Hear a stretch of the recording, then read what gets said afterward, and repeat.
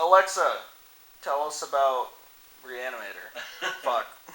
From Wikipedia.org, Re-Animator, also known as H.P. Lovecraft's Re-Animator, is a 1985 American comedy horror film loosely based on the 1922 H.P. Lovecraft serial novelette Herbert West Re-Animator. Cool. Yeah. And we just talked about that. I did not realize that was a H.P. Lovecraft book. Yeah. Yeah, I did not know that. Yeah, it's a short story. See, I don't know much about H.P. Lovecraft. Oh, he's really racist. Yeah, I know. Like, super racist. Yeah. But a lot See, of I didn't even realize that Stuart Gordon did pretty much a lot of his work. And he did too. Yeah, right. And Usenet did some too, didn't he? Yeah. Maybe. Yeah. I mean, Usenet did the 2 sequels to this movie, so. Right. Right. And Return of the Living Dead 3. Oh, we need to watch that. Yeah. We need to watch the other 2. What other 2? The 2 and the 3rd one. I haven't seen the 2nd one or the 3rd one. Have you seen the 4th or 5th one? No. I've seen the 1st one. The 4th one's the worst. Is it? Yeah. Okay. The 2nd one rehashes a lot of stuff, so it's not my Okay. favorite. The 3rd one's really interesting. Okay. And the 5th one is just batshit crazy fun. It's called Rave to the Grave. Rave to the Grave. They turn the trioxin into a drug, and like they turn it into a rave drug, and they start making zombies like that. That's what I'm talking about. What the fuck? It's a. Who did that one? I don't know. Sci-fi. Okay. Sci-fi channel. So it's a direct to video. It was actually really difficult to find a video copy. Okay. So probably direct to. It You was actually got a it? TV movie. Oh, okay. But yeah, I have a copy. Okay. All right. It was a little difficult to find copies of 4 and 5. Right. Because both of them, they were both sci-fi original movies, and I want to say that they both premiered the same day. Oh, that's even worse. Yeah. You don't even have time to ingest it. You get another one right afterwards. They literally premiered them, like, they released 4 and then 5. Because I remember because that was my introduction to Return of the Living Dead, was, they showed all of the movies that day, and then they premiered those 2. Okay. Cool. Actually, when I was living in Lexington, they had Scarefest. I told you about that before. Yeah. Yeah, and that's that big paranormal convention, or horror convention, I should say. And this year, their theme is Return of the Living Dead. Really? And they're having the whole cast. Oh. As many people that are alive. I mean, everybody who's alive, they have there. You can meet Tommy Jarvis. You can meet Tommy Jarvis. You can meet everybody who was in that movie. Yeah. It's pretty cool. They had a lot of Friday alum in that movie. Yeah, they had Tommy Jarvis. They had, who else did they have? They had that guy. Oh, they had the guy from the 5th one. Yeah, the enchilada guy. Yeah, enchilada guy. Yeah. I can't remember his name. I never can. He's a cool guy, though. He seems cool. Yeah. Like in interviews and Yeah. stuff. Oh, he yeah. seems like a really good guy. Yeah. Anyways, I'm Mike. I'm Johnny Juicebox. Yeah, and welcome to B-Views. Yeah, B-Views of Stuart Gordon Spooktacular. Woo! Halloween month. And this is Halloween weekend. Happy Halloween, everybody. Happy Halloween, everyone. Alexa, what time is it? It's 11:10 a.m. Sure. Thank you. Alexa, say it's Halloween time. This might answer your question. Halloween will be on Monday, October 31st, Thank you. 2022. Thank you, Alexa. Thank you for that useless information. There you go. Yeah, but we watched Re-Animator. We did watch Re-Animator. I love Re-Animator. I'm pretty sure I cited it in our movies to watch around Halloween time. Yeah. And here we go. And here we are around Halloween time watching Re-Animator. Yeah. And this is our 3rd straight week of the Combs-Crampton connection. Yep. The CCC. Combs, Crampton, and Gordon. Yeah. 3rd week in a row. Yeah. Good shit. Yeah. Watch all those 2 other videos, please. Like, comment, and subscribe. Watch all of the other videos. Yes. They're very good. They are very fun. They're fine. Except at Castle Freak 2022? 2020? 2020. 2020? God, that movie was bad. Yeah, I think Very bad. Brian Usna also did The Dentist. Yes. Yeah. Yeah, that's why we covered The Dentist. No, we covered it because he wrote it. Yeah. Or because Stuart Gordon wrote it. Yeah.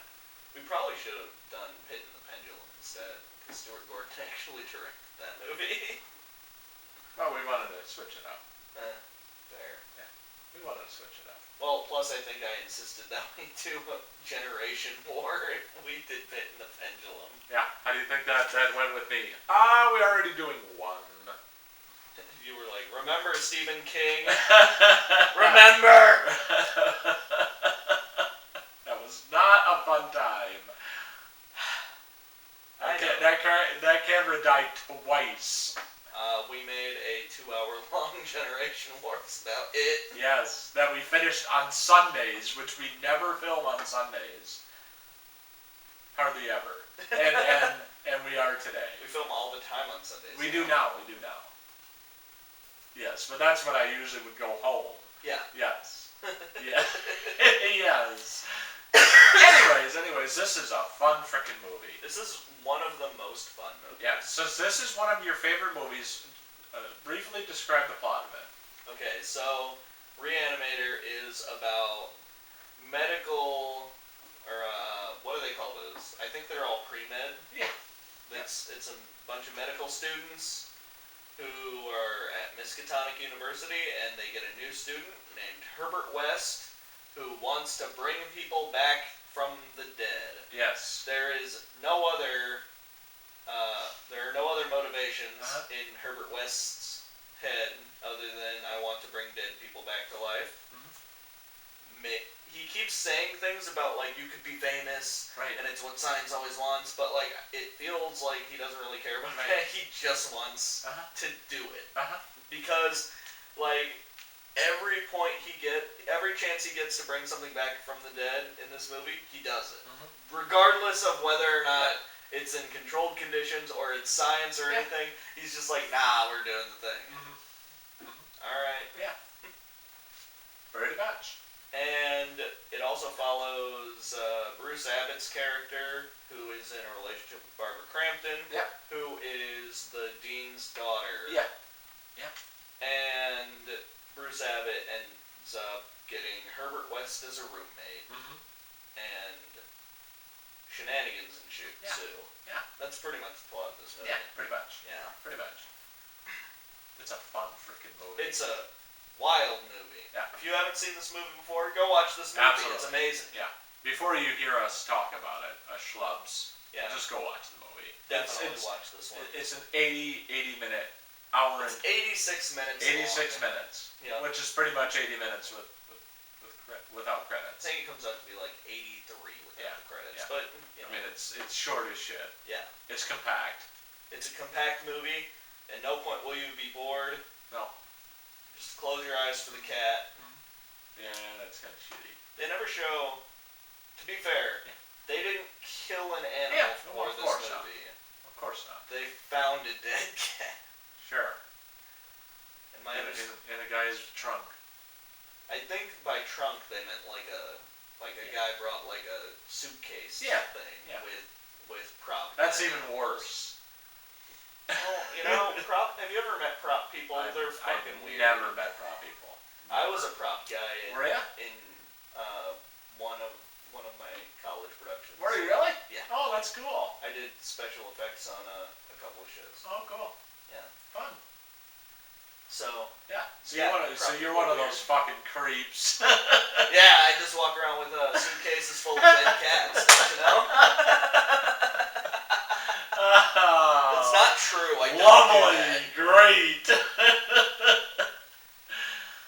It's only for that one shot. Sure. Every other shot of the cat, it's just a puppet. Yeah. And when I say puppet, I mean it's a stuffed animal that they bought from Walmart.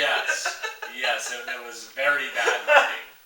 And you could tell it was obviously a stuffed animal. I like how there's one scene where the cat like runs at the camera and you can tell it's just like someone was holding it and just doing this at the camera. Yeah. Dude, cat is so great. Yeah. The cat. Yeah. Everyone, like Jeffrey Combs actively said, everyone comes up and they're like, "Oh man, I love that cat scene." Okay. And he's like, "Okay." Right. Sure. The cat scene is just so little of the movie. Yeah. You know. Yeah. It doesn't affect anything. But it's such a memorable part because it's the first time we see the. Yeah.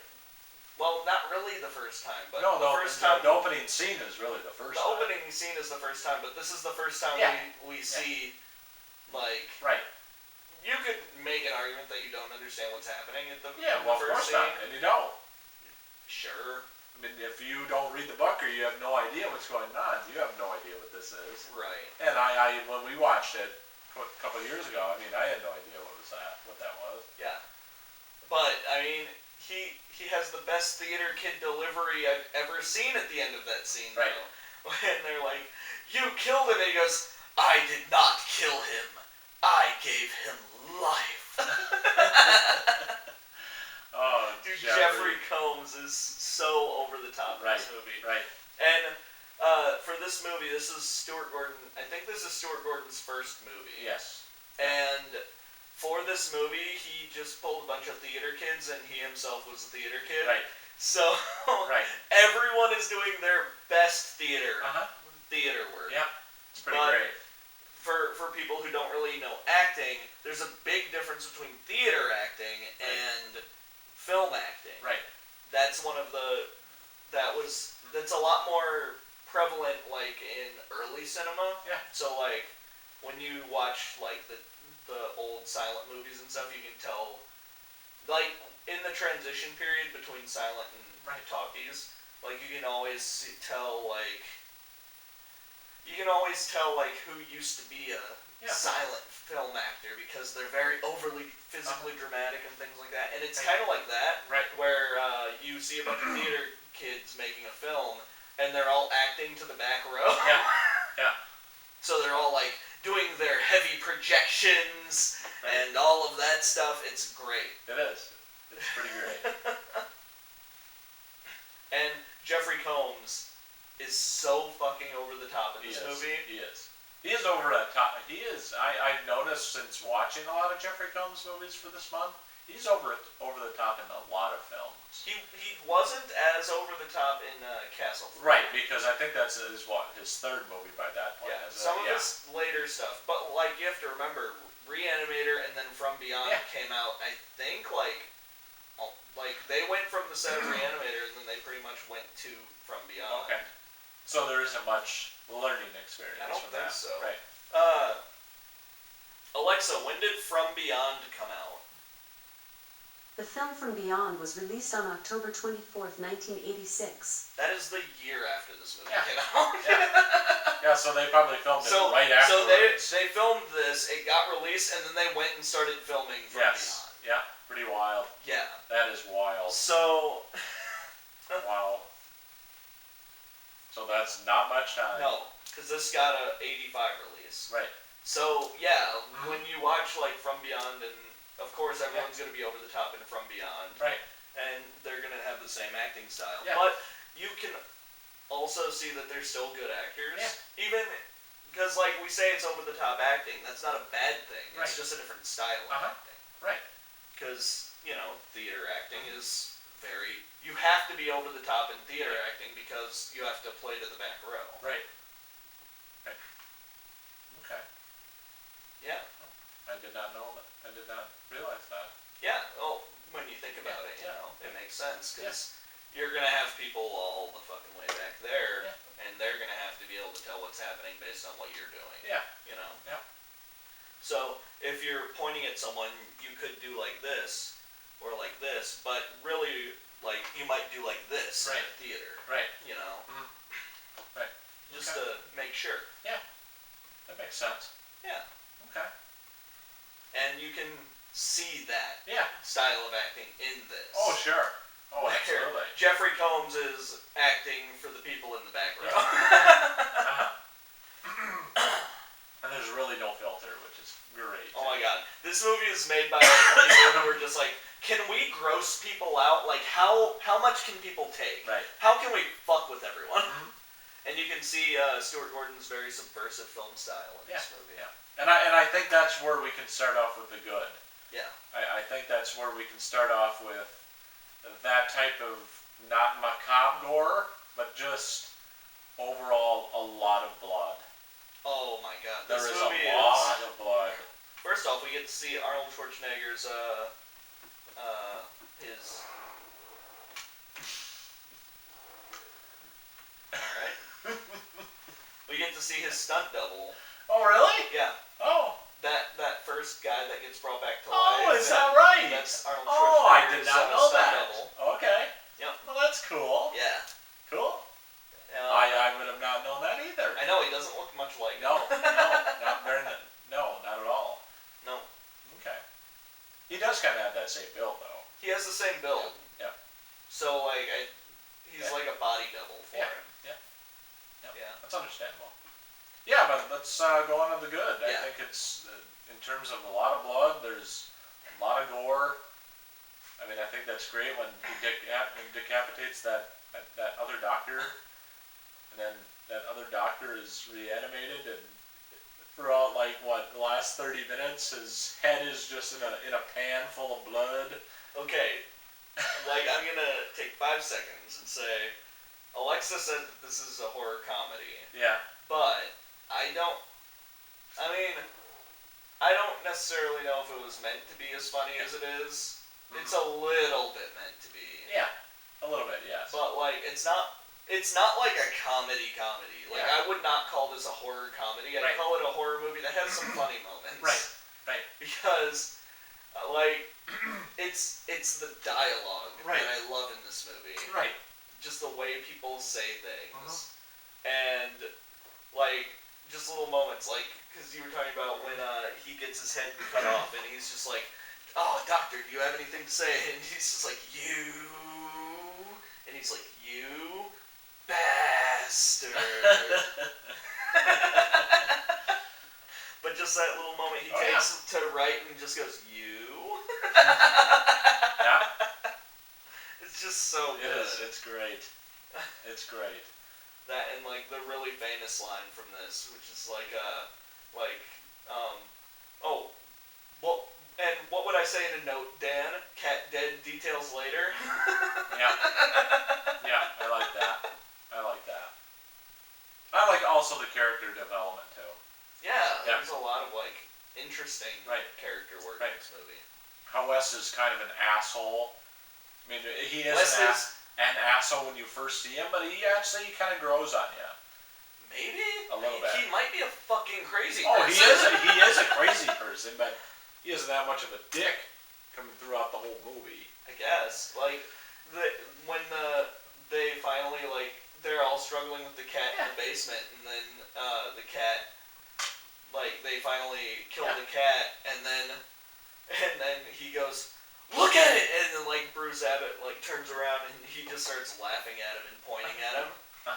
And then, like, the look on your face, I messed with you. And it's just like, dude, we just mutilated a cat. Right. Which is quite barbaric. Right? Yes. I mean, I know it's a stuffed animal. It is. But, like, it is. It's still gross. It's still a cat. Yeah. We don't like dead cats on the show. That's why when we do Smile, we'll have to do the trigger warning for that. Mustache. I don't know if I want to watch that movie again. Well, we gotta do Dust. What the hell's that? Dare Toad's King? We gotta do that too. Well, if we have to do Dare Toad's King, I guess we have to do Smile. Yeah. So. Yeah. Well, I guess. Which one is gonna affect the psyche even worse? Dare Toad's King. That movie just fucks with you, man. It does. There's just something about Dare Toad's King that just... And you know what we gotta do? We have to watch it with your wife. We have to subject that person to that. I'm sorry, but we have to. For anyone who doesn't know the fucking Corpse trilogy... No, we will talk about it when we talk about the Corpse trilogy. They're kind of like the Ring video, where if you watch them, you have to show them to other people or you'll die. No wonder I'm turning gray! No wonder! That fucking thing is a curse on me. Real nice, there, Toads King. What the fuck what were we watching that? Oh, you told me that he had a part in it, the director. Oh, fuck. What was that? It was like some Japanese movie. Oh, yes, that's what it was, yeah. And they were just like, it's got this special feature that was directed by him, and I was like, what the fuck? Right. Who was just like, yes, we need someone to direct our interview. Let's get Jordan Butgerite. Right. I mean, how desperate can you be? Like, yes, the guy who made Necromantic. Yes, Let's the guy get who him. was banned in countries because of So that. literally banned from leaving the country. Yes. Anyways, so yes. About having sex with corpses. Yeah, trigger warning, by the way. Trigger warning. Why is that a trigger warning? Who's getting triggered by that? I don't know. People who watch Dahmer, I don't know. Fun stuff. Yeah, lovely. So yeah, that's about the good. I love the character arcs, the character development. I do like the subtle humor at points because Jeffrey Combs is over the top, like I said. The humor is almost like one-liners. Yes. Yes, and it's almost like it's meant to be the one-liners. Yeah. Like, the one that always stands out to me when I think of it like that is the like, who's gonna believe a talking head? Get a job in a sideshow. Right. And I like too, I think, seeing a little bit of nudity from Barbara never hurts. Okay. We have to talk about the scene. Like, the scene in this movie. Okay. Which is the one where, like, it's the scene that everyone remembers from this movie where, like, the doctor is holding, the doctor's disembodied head is holding his head. Yeah. Or his body is holding his head, and he's, like, gonna make his head go down on Barbara Crampton. And Barbara Crampton is just like pitching a fit, and everyone else is pitching a fit, Uh-huh. and it's just such an uncomfortable It scene. is. But Stuart Gordon somehow understands like how far you can go with that without it being just absolutely appalling. Right. Like, it goes to the point where you're like, oh my god, is this a scene we're about to see? And then, like, gets interrupted. And it gets interrupted with, like, a one-liner from Jeffrey Combs. Right. Love it. And I love how Jeffrey Combs is, like, he's kind of the antagonist in this movie, but later on he becomes, like, the protagonist. Right. Where it's like, yeah, this is Jeffrey Combs. Jeffrey Combs, Herbert West Re-Animator, here to save the day. Pretty much. Which is why I was excited by the end of that Castle Freak movie, because they portrayed it as if Herbert West is going to be like the hero of the movie. Yeah, and he's not. And it's just like, yes, the man who brings the corpses back from the dead is going to save us all. Yeah. And this movie just, like, goes off the rails at the end, which is amazing. I love when movies just revel in everything at the end. I was surprised by the end, too. I was really surprised by the end. I know when we first watched it, I said, holy fuck, she dies. Oh, yeah. Barbara Crampton dies in this movie. I could not believe she died. I was like, wow. They have one of the main characters die. Yep. Then you see... I like that. I like that ending, the way they did that. That's a big indie film thing, though. Yeah, I like that. I like that ending. I think that's a part of the good. Yeah? It's surprising. It's like a heart-wrenching ending. It is. But then, like, at the end, you understand what's going to happen. Yes, it's a perfect setup. And it's just like, oh, this is terrible, but like, oh, man. Yeah. Yep. How about you for the good, Jen?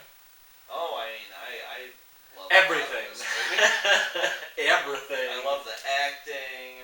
I love the special effects. Like, even the bad special effects, which I would say the cat is a bad special effect. Pretty bad. The only one that I think is really bad is the cat. Yeah. And even that, like, somehow adds to it. Yeah. It's just like, yes, it's a stuffed animal and we're doing this at the camera. And it's like, okay, yeah. Sure. Okay. I can buy this. Right. Sure. Like, something about it just fits the tone of the movie because of how seriously they take this obviously stuffed animal cat. Right. Their acting somehow makes the special effect work. Right. I completely agree. Because when that cat runs off, like, I noticed it more when I watched it the second time last night, and they throw that stuffed cat at the wall, and it sticks to the wall, and then, like, it falls down. It slides down? It sticks to the wall and falls down, but then there's, like, a piece of meat that sticks to the wall behind it, and it just goes... Oh, God. Like, oh, my God. Oh, boy.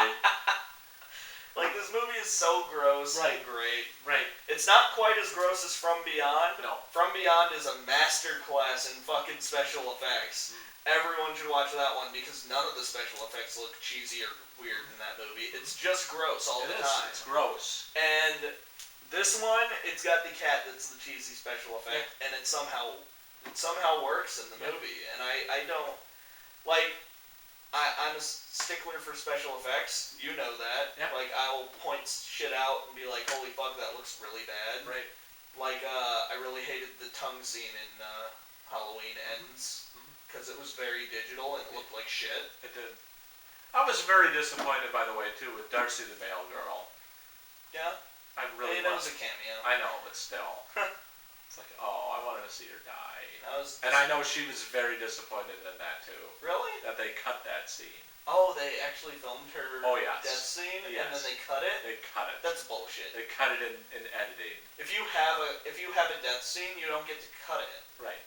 Because... Did you notice, not to go away from Re-Animator, come on, if you watched our shit by now, our probably 75 videos what did I notice? Now, that they cut away from a lot of the deaths in that movie. Yeah. Did you notice that compared to Halloween Kills, which was a very violent... Halloween and Halloween Kills. Very violent films. Yeah. Did you notice that yesterday watching that movie, that they cut away from a lot of that? Like that boy, like, who was kind of the bully besides the other two. And all of a sudden they cut away and then they just show him and then he's all of a sudden dead. Yeah. You know, that's like the 80s shit they used to do with Voorhees. Yeah. You know, all of a sudden, well, that person's dead off screen. Even like with Darcy, it's like, oh, you can see him hit her and it's like, why are they doing this? Did the production companies say, well, you gotta be a little tamer? Well, I don't understand why it was an R movie either way. I know. I don't know. I just found that kind of... I really did. I found that kind of weird compared to the first two, which were brutal movies. Yeah. I mean, very violent films. A lot of the kills in Halloween Ends reminded me of, like, the early 2000s where they would always do that thing where they'd be like, yes, we filmed, like, full versions of these kills, but we purposely cut everything to try and make the movie PG-13. But it's like, this isn't a PG-13 film. Yes, I know. I didn't understand that. That's what I want to... That's what we'll talk about in our triple generation wars. Mike, it earned its 48%. It did. It worked hard for that 48%. It did. It got it. It did.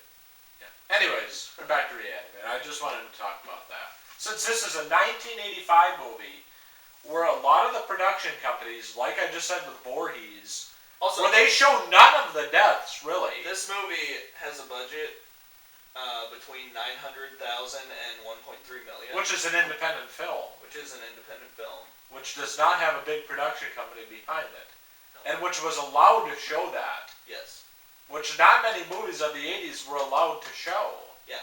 Also, can we bring up that Richard Band did the music for this? That they almost got sued for. No, I don't think they ever almost got sued for it. I think everyone's confused why they never got sued for it. Because the opening credits music is literally just the Psycho theme. Yeah. Except just altered slightly. Just dun dun dun dun dun dun dun dun. Right. But Richard Band. Gotta love Richard Band. Famous son of Charles Band. Yes. You gotta love the bands. Well, the bands are sure terrible people in real Oh, life. I would imagine, but you gotta love the charisma for the bad films. I love New Moon. Yeah. New Moon just does awesome shit. Yeah. I mean, they made Castle Freak. They did. Not this one. Yeah. I mean, I'm surprised that this wasn't like produced by Charles Band though. Because like, usually Charles Band produces movies that his son does composing work for. I don't know. Is there anything else the good you want to specify? I love the special effects. I love the dialogue. The dialogue is especially like amazing in this movie. Yeah. Like everything is just weird. I will say there was a subplot of this movie cut out. Oh. An entire subplot. Which was where, you know, the creepy doctor, the one that gets his head cut off, where he was a hypnotist, and he was hypnotizing everybody. Okay. And that's why the dean would never take any of them seriously, is because he was hypnotizing the dean. Oh. And then at the end, he used his hypnosis powers to control Well, that's a wild theory. The zombies. That's a wild subplot. I know, and they were eventually, I think they were just like, this is stupid and cut it out. Right, and I don't blame them for doing that. But I was reminded of that because I watched it with the commentary, with the cast and crew commentary, which had Brian Usna, Bruce Abbott, Jeffrey Combs, Barbara Crampton, and a couple of other people. Right. And like, Brian Usna was just like, hey guys, do you remember that hypnosis thing that he used to do? And they're like, oh yeah, is that still in the movie? They don't even know. It shows you how many times they've watched I don't know when that commentary came out, but all of them made a very big point of being like, I haven't seen this movie in like 10 years. Oh, so it was a little while. Yeah. Okay. All right. And like, it's been a long time since we watched this. Right. Okay. And Bruce Abbott made a big deal about, they were like, hey, have you shown this movie to your kids? And he's like, no, maybe when they're 7. Right. So I don't... It's probably an older commentary on the disc. Because there are like 4 of them on this copy, which is why you should buy Arrow video releases. They're fucking awesome. Sure. Like, they include everything that you can find. Right. This thing has 3 commentaries. 3? 3 commentaries. What do they have for 3? One is just with Stuart Gordon, one is with Stuart Gordon and a couple of other people, and then one is that full cast and crew commentary. Okay. And then... I'm surprised that wouldn't be Stuart Gordon and Crampton and Combs. I know. You think that? I mean, those are staples. I know Jeffrey Combs has cited, like, potential issues that he's had in the past with Stuart Gordon. Oh, okay. I don't know what over. Right. But, I mean, nobody ever said anything bad about Stuart Gordon or his movies after he died. Right. And, you know, that's impressive. Yeah. Because, like, a lot of the times people... I think it was even, like, Wes Craven, when he died, people were just like, yeah, but, like, working on his sets kind of sucked. Imagine he's probably a perfectionist, like a lot of these fucking directors are. Probably. But, like, everything I saw about Stuart Gordon after he died, everyone was just like, he was just a very good person. Right. And, like, this is a huge loss to everyone. Right. Yeah. And I know a lot of people, when Dan O'Bannon died, a lot of people came out and were like, yeah, he was a fucking weirdo. Who's that? Dan O'Bannon directed Return of the Evil Dead, or Return of the Living Dead. And was he was like the side part of Romero. And he also wrote Alien. Oh. The script for Alien. Oh. So he was a creep? Or he was a fucking asshole perfectionist like a lot of these guys are. Based on what I heard from the cast and crew of Return of the Living Dead, either you loved him or you hated him. Oh, okay. But auditioning for him was weird because he would only take auditions in his house, and he was a huge gun collector. So he would go into his house, and his house was just filled with guns. Oh, lovely. They were just like he would have guns like all over the tables and stuff, and he was just a weird guy. Oh, of course, right? Like he wasn't creepy or anything. He was just weird. Right. Okay. Okay. Oh. I always thought that was kind of funny. Right. But who knows? Maybe Dan O'Bannon sucked. Well, who knows? I don't know. A lot of these guys suck, Johnny. I know. Yeah. That's why Stuart Gordon. I mean, that's why he was always rebelled for just being a nice guy. Just being nice to people. Right. Right. Yeah. How about now we're done with the good. How about for the bad? Besides the cat. Besides. Oh yeah, there's a dead cat. Yeah. They showed a dead cat. And that's the only thing I'll agree that's bad. That makes me sad. It's kind of cheesy, but it's the 80s. I don't like dead cats. No. I have a cat, and every time I see a dead cat, I just think of my cat dead. So I don't like that. No. And people are gonna see that and be like, "That's a weird thing to say," but like, hey, you got your. Hey, look, we like cats here. We have cat Necodongos all over the place. Are those Necodongos? Yeah. I finally got that fucking right after 2 years. I could never remember their names. You love those things. I do. Like every time I would be like, "Hey, go pick something to put on set." We have to have something for the cats. Besides, if Donna would come up. I know we don't have Donna. We can Now bring her. we've been filming over here. We can bring her. Oh, she won't like that. She'll be sad. Yeah. And just meowing at everything. That's fine. Yeah, we don't need that. No. She doesn't like traveling in the car. Don't blame her. Gotta be in a cage. It's probably because they put her in a cage and then buckle her up. And then she meows at me and I tell her, "Stop it." It's a 7-minute ride. Shut up. You don't get to complain. We're going to the vet. Oh yes, it's literally. That'd even be Literally worse. the same That'd be trauma. Poor thing. Yeah. Every time we bring her there, they shove a thermometer up her ass. So. And that's the easiest way. Yeah. Yeah. They do that for dogs too. She gets so upset at the vet. I would imagine. Like I can't imagine that's very comfortable. I think every time we put her in the car, she thinks we're bringing her back to the Humane Society. It's called trauma. If we've watched Smile, it's called trauma for a reason. Anyways, that's all I have for the bad. I don't think there's anything. I don't think there's anything for the ugly. Actually, wait. For ugly, I'm gonna say dead cat. I'm taking that out of bad and putting it in ugly because I feel like that's like what the ugly category is supposed to be for. It's supposed to be for problematic things. So it should actually be like the good, the bad, and the problematic. Yeah. Oh, that's got a nice ring to it. Let's go with it. All right. Yep. Problematic. You ever starting with week 5. I understand you didn't kill the cat, but you still bought a dead cat, and that's just fucking weird. Don't do that. Right. Like. And I imagine that's a part of the limited budget. Yeah. I mean, they can't just throw in a CGI cat like you could. Well, it was 1985. Yeah. I don't think they had CGI, really. I don't know. Or if they did, it was like... Well, when did Tron come out? Tron? Alexa, when did Tron come out? Was that the 80s?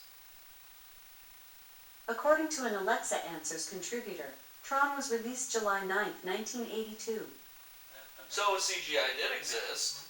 I imagine it was expensive, but shit. It must, like, Tron was a huge blockbuster movie. Yes. Well, and this was not. And this is like a movie someone filmed in their garage. So we're in a warehouse. You know, it was not that big of a budget. So I mean, you had to do something. Yeah. There's a great scene in this movie where he goes up and just starts chatting with the guard who sits outside of the morgue, and the guard is always like reading a Playboy magazine or smoking a cigarette, and reading Playboy magazines. And there's a great scene, and I never noticed until I never picked up on it until the commentary, and all of them started laughing at the scene. But I never noticed because it's that scene where he's sitting there reading the Playboy magazine and like Bruce Abbott's character comes up and starts chatting with him. And he goes, "I'm going to go get some coffee. You want something?" And they're like, "No, he's not." And I was like, "Oh, okay."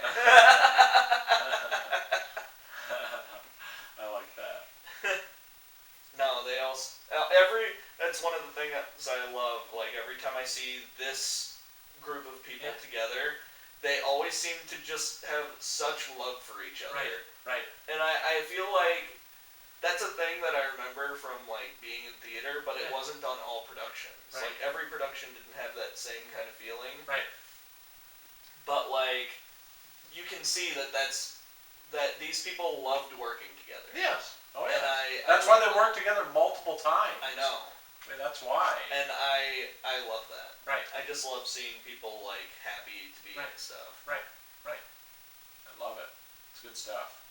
How about themes and symbolisms? Man, it's really hard to say. This movie might have just been made to. Well, I mean, you could argue with the H.P. Lovecraft. Originally, the themes of the short story had a lot to do with like some kind of colonialist shit. Yeah. Probably that it's good. Right. Because in the short story, it starts off I think it starts off in like World War I, and he's like a medic in World War I, and that's when he starts like working on his serum, and he's like injecting it into people who are dying in the war. Okay. It's really fucked up. Oof, that's dark. It's a weird movie or a weird story. Yeah. Okay. I think it was in World War I at least. Okay. I don't remember. Probably not actually. I don't know. Some war. Yeah. It was like a war medic that was bringing people back to life. Okay. And it kind of brings him through different stages of his life. Okay. It's a cool story. Sure. I mean, it's a mad scientist. The main theme is always going to be about playing God. Right. And where science becomes evil, you know? Sure. But with the H.P. Lovecraft background, you can just say it's about like how people who aren't white are inferior, I guess. I don't know. Right. He probably shoehorned that somewhere in there. Right. Because that's kind of how H.P. Lovecraft books work. Okay. It'll be really weird. Like you'll see like, oh, it's all of this stuff, or like a weird thing, like, oh, a color out of nowhere. Also, there are all these mixed race people who are evil or something. Sure. It's like, what? Right. What did you do? Right. Okay. But I think it was best said in I think Overly Sarcastic Productions said it when they said H.P. Lovecraft was afraid of anything that wasn't in his house in Providence, Rhode Island. Alright. Okay. Like the guy was just afraid of everything. Yeah. Okay. Which you have to be to write existential horror. Sure. Probably. Right. So. Right. Okay. But I'd say it's mostly about playing God and that kind of thing. Sure. Maybe the main message is don't bring people back to life. I think that's a big. I think that's big. Yeah. Because it's a message we all need in this world. Right. Sure. Yeah. That's all I got. Okay. I think that I will ditto that. I mean, especially it's kind of like church and Pet Cemetery. Yeah. Should have brought you back to life. Sometimes dead is better. Oh, please don't say that quote again. The soil of a man's heart is stony and Lewis. I gotta get that somewhere tattooed on my body now. Somewhere where it'll never see the day. Well, I guess we have to start streaming now. Yeah. Well, yeah, that's our Spooktacular for Stuart Gordon. Yeah. Thank you for watching. Yeah. Like, comment, and subscribe. We're in the videos, Johnny. Here. All around. Yeah, we got a subscription button and I don't remember what's up here, but here is a list of B views. Yeah. Uncut, and then this one, or maybe this is the cut ones. Man, this is all fucked up. It's okay. Just watch your stuff. This one will be the B views uncut. This will be the cut B views. So the edited B views. The edited ones. The ones that are fancy and yes. might like to watch more. I don't know. In time, we'll do them all. Eventually. This year has been fucking crazy, so. I mean, I'm still working on Malignant. Yeah. Watch, I'm gonna finish rolling it and immediately get copyright strike. Like, god damn it. God damn it. Well, thank you for watching. Happy Halloween. Yeah, thanks. We may be doing a Twitch stream on Halloween weekend. Yeah, we might. Yep. Depends on what's happening. Sure. Yep. But, yeah. Well, thank y'all. Yeah. Get that second booster. Yeah. Say goodbye, Alexa. Hey, Alexa, say goodbye. Alexa, say goodbye. Goodbye. There we go. All right. Thank you, everybody. Woo. Have a good weekend. Have fun times.